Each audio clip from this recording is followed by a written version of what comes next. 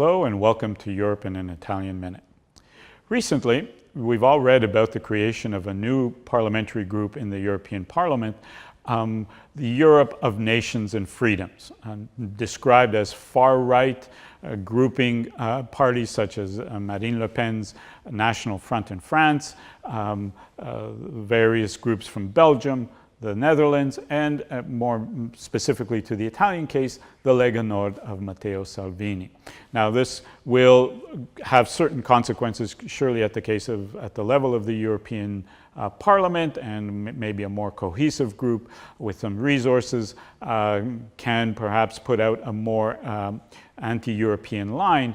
But what we want to talk about a little bit today is what does this mean and what does it reflect within Italian politics and what is happening amongst Italian political parties. Now, I think the issue about Salvini and the attention he's been getting in recent weeks, both with respect to the immigration crisis, which makes him front and center in all the Italian media. He seems to be the only political leader that has something to say, as other political leaders have simply been harping about Italy being alone. Salvini has been presenting lots of extreme positions and perhaps positions that aren't even consistent with many of the basic European values. But the point is that the Lega Nord is emerging as a force to be reckoned with, not just regionally in parts of Italy, but as a force that might be changing the terms of discourse in the Italian political spectrum, and more specifically with respect to the Italian center and center-right and right of the political spectrum. Now, here, this leads us to a discussion about, well, what happened to the Italian center-right? Here we need to get into a discussion about 20 years of Berlusconi, which in a sense was a parenthesis or froze discussion of what it means to be on the center and the center-right of a political spectrum. Political debate for so long focused on and was polarized around the figure of Berlusconi, about what he represented, about his conflict of interest, about the way in which he may or may not have used the Italian state to serve his private interests. Was what defined Italian party politics for 20 years, which in many ways gave both the right and the left of the spectrum a free rein not to have to worry about dealing with the big questions that political parties throughout the industrialized world and beyond have had to struggle with. How do we deal with the consequences of globalization, changing economic and social structures in society, and of course also the question of European integration. These kinds of debates for the longest time were left off the spectrum because they were the polarizing figure of Berlusconi coalesced the left around anti-Berlusconi and the center and the center-right around defending Berlusconi as a legitimate political actor.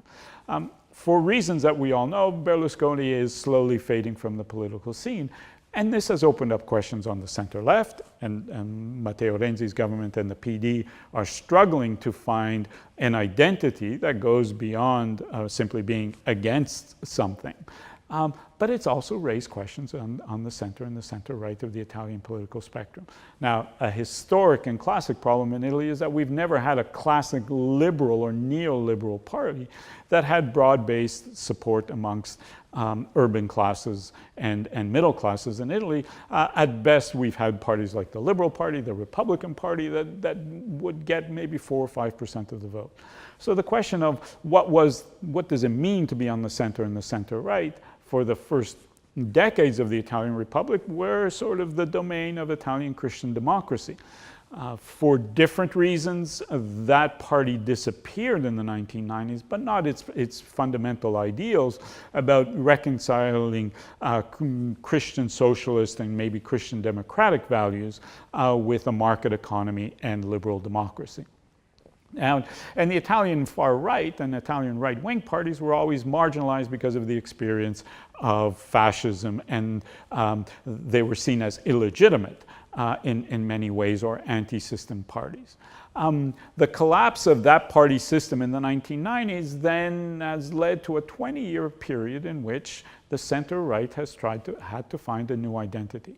And this is where the Lega Nord and Matteo Salvini come in, especially in the more recent incarnations, because the Lega Nord has gone from being a pro-federal, pro-European party to being a virulent anti-European, anti-integration, and a nationalist, Italian nationalist parties. It's joined a party called, a parliamentary group in the European Union called Europe of Nations. And this was a party whose roots are almost secessionist, calling for the creation of a mega region, if not a new state, called Padania, linking the northern and central Italian regions of Italy.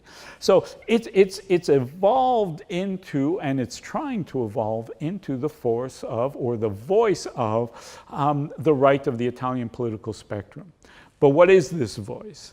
Well, its two main issues are anti-Euro, and this, it's because it's appealing to perhaps small and medium-sized businesses and provincial towns in Italy, in northern and central Italy, that have felt the impact of the crisis and maybe have not adjusted to the introduction of the euro.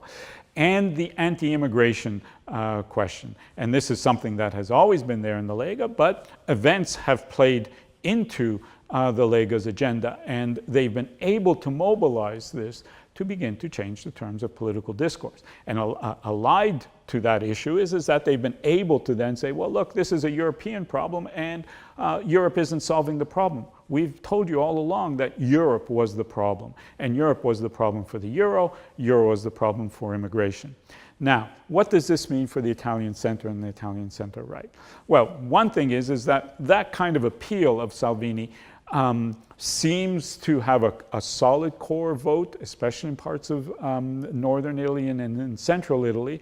But the Lega Nord, until recently, wasn't what we would call an extreme right-wing party, what some in the literature call a radical right party, which is slightly different. It wasn't necessarily aiming or seeing itself as tied to extreme right-wing parties.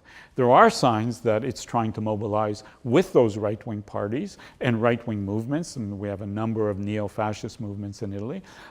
So there is that element.